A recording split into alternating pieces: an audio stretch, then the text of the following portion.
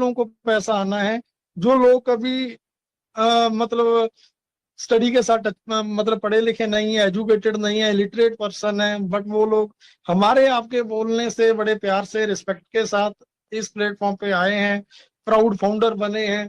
तो कैसे उनका फ्यूचर किस दिशा में जाएगा, कैसे जाएगा? आज कोशिश करूंगा मैं मेरी तरफ से बेस्ट देने की, कोई चीज कम ज्यादा बोली जाए तो उसके लिए मैं पहले ही क्षमा प्रार्थी हूँ, माफी मांगूंगा आप सभी से। ओके, तो सबसे पहली बात, मेरा सिस्टम में आना 15 अगस्त 2019 को गुरशमेंद्र ढिल्लों साहब, ठीक है, कनाडा में है, उन्होंने मेरे को ये एक लिंक भेजा था, एक स्लाइड भेजी थी जहां पे 35,000 फाउंडर चेयर अप कर रहे थे। मतलब एक स्लाइड में शो किया गया था कि 35,000 फाउंडर। आज भी आप स्लाइड्स आते हैं, अभी तो खैर आती नहीं, हर रोज हम एक बहुत बड़ा माइलस्टोन टच करते हैं, ठीक है। बट उस टाइम जब मेरे को वो 35,000 फाउंडर की स्लाइड देखी थी, मैंने मना कर दिया था कि या तो मैं इस सिस्टम के लायक नहीं हूँ या ये सिस्टम मेरे लायक नहीं है।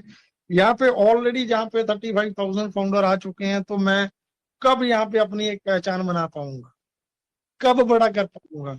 बट दोस्तों, उसके बाद वो दो वीडियोस ने मेरे को पूरी रात सोने नहीं दिया। वो दो वीडियोस जो मेरे को भेजे गए थे, तो मैंने उनमें ऐश मुफर्रा साहब का विजन, ठीक है, वो वीडियो नहीं थे, ऑडियो थे एक्चुअल में, उनका विजन क्लियर था कि फ्यूचर में आने वाले टाइम में ये सिस्टम कितना बड़ा बनेगा जो किसी ने इमेजिन नहीं किया होगा।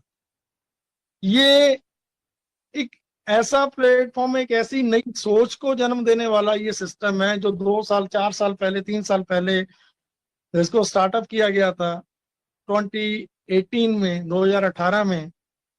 तो उसी टाइम से डिसाइडेड था कि ये सारी चीजें स्क्रैच से तैयार की जाएंगी, एक एक चीज हमारी खुद की अपनी होगी, एक एक चीज हमारी खुद की अपनी होगी, हमें किसी पे भी डिपेंड नहीं होना है। क्यों?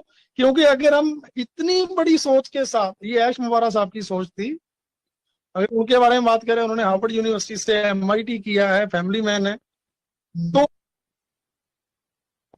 क्योंकि इतना बड़ा उनको एक सिस्टम देना है इस इंडस्ट्री को जहां पे फेलियर का कोई चांस ना हो, कोई गुंजाइश ना हो फेल होने की किसी सिंगल एक पर्सन की भी। क्योंकि उनका बैकग्राउंड ऑलरेडी, उन्होंने 25 ईयर्स, सॉरी 22 टू 23 या 4 ईयर्स का उनका एक्सपीरियंस रहा है इस इंडस्ट्री का, digital marketing, affiliate marketing, online का, ठीक है, नेटवर्क इंडस्ट्री का। उन्होंने बहुत अच्छे से ब्रीफली, क्लोजली, डीपली स्टडी किया है।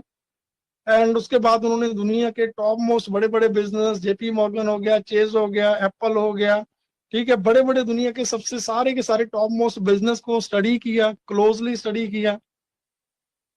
कहाँ पे कमियां रह जाती थी, क्यों कमियां रह जाती थी, क्यों वो सिस्टम बड़े नहीं बन पाए, अगर बड़े बने हैं तो वो सिस्टम उस आम एंड यूजर तक वो हेल्प, वो सपोर्ट या वो बेनिफिट नहीं पहुंचा पाए हैं जो लोगों तक जाने चाहिए थे।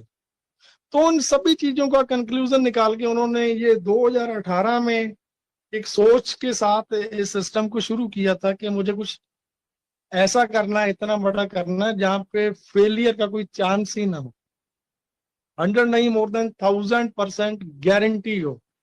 सो आज अगर आप लोगों ने पिछले वेबिनार में सुना होगा, तो माइकल सर बता रहे थे क्यों यहाँ पे कामयाब होना है, क्यों, वाई यहाँ पे -1% भी फेलियर की कोई चांस ही नहीं है। उन्होंने बोला मशीन यहाँ पे काम करेगी आप लोगों के लिए, हमारे लिए मशीन काम कर रही है। मशीन कभी सोती नहीं है, खाती नहीं है, पीती नहीं है, ठीक है, उसको दिन रात 24 घंटे काम करना है। आप सो रहे हो, खा रहे हो, पी रहे हो, चल रहे हो, बैठ रहे हो, बीमार हो, प्ले कर रहे हो, खेल रहे हो, कुछ भी कर रहे हो, एवरी मिनट, एवरी सेकेंड वो मशीन आपके लिए काम करेगी। क्यों करेगी? क्योंकि आप इस सिस्टम के प्राउड फाउंडर हो।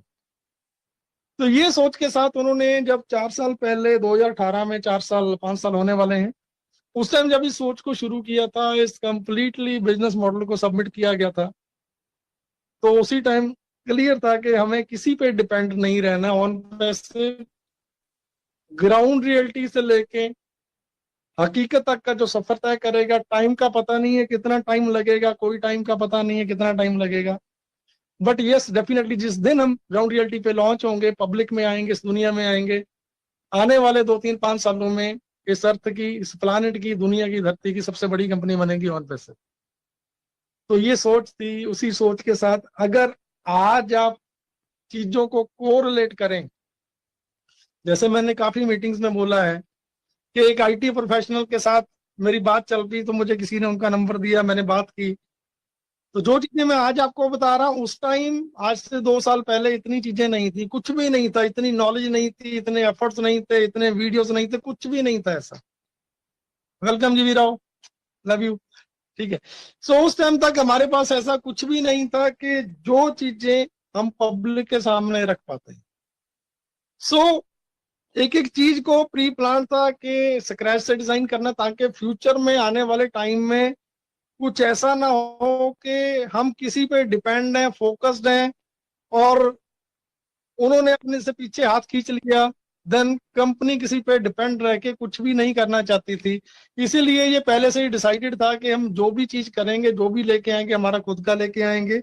उस जिस आईटी प्रोफेशनल से मेरी बात हुई थी, उन्होंने बोला था कि जसी भाई जितनी बड़ी आप बात कर रहे हो कि दुनिया के complete digital products, complete internet का होल सोल्यूशन, सुबह से लेके रात तक, रात से लेके सुबह तक, आपको जिस किसी पर्पस के लिए भी आपको ऑनलाइन जाना पड़ता है, ऑन पैसे वो कंप्लीट सोल्यूशन एक छत के नीचे एक जगह पे अपनी प्रोडक्शन के अंदर ये सारी चीजें बनाने जा रहा है। तो जब मैंने ये बात उनसे की थी, उन्होंने मेरे को बोला कि आप कंपीट करने की बात कर रहे हो कि आप फेसबुक को कंपीट करोगे, आप गूगल को कंपीट करोगे, आप लिंक्डइन, ट्विटर, इंस्टाग्राम, यूट्यूब, आप कैसे इनसे फाइट कर पाओगे? आपको पता है इनमें से सभी में से आप किसी एक का नाम ले लो, फेसबुक का ले लो, गूगल का ले लो, इनके खुद के डाटा सेंटर्स हैं, खुद के क्लाउड सर्विसेज सर्वर हैं। ये 1 मिनट के लिए, 1 सेकेंड्स के लिए भी सिस्टम डाउन नहीं हो सकता है। तो इसके लिए क्या प्रिपरेशन है, क्या है आपके पास, आपकी कंपनी में क्या आपके खुद के डाटा सेंटर्स हैं? तो उस टाइम मेरे पास कोई आंसर नहीं था। मैं क्या, नहीं आज नहीं है बट होंगे। खुद के सर्वर हैं? नहीं आज नहीं है, होंगे। दोस्तों ये बात मैं बड़ा सिंपल वे में, देसी भाषा में, जो एक आम लिटरेट पर्सन भी है, जो पढ़ा लिखा नहीं है, उसको भी समझ आ जाए, मैं उस लैंग्वेज में बातें करूंगा जो आप समझ पाओगे। नहीं है हमारे पास, ना उस टाइम डाटा सेंटर थे, ना सर्वर्स थे, ना इतना स्टाफ था। ओनली दैट टाइम कोई 128 समथिंग का स्टाफ था, जो हमारा ऑफिस बेंगलोर में वर्क कर रहा था। उससे पहले वो कलकत्ता में था, कोलकाता से शिफ्ट होके सारे के सारा बाइंड अप करके बेंगलोर आया था। तो ऐसा कुछ भी नहीं था मेरे पास कि मैं उनसे फाइट कर पाता। लेकिन यस, उनको एक बात बोली थी कि ब्रदर डेफिनेटली एक दिन आएगा कि आप हमारे साथ यहाँ पे आओगे। ये मैंने 3 साल पहले, सॉरी 2 साल 2.5 साल पहले बोला था दोस्तों।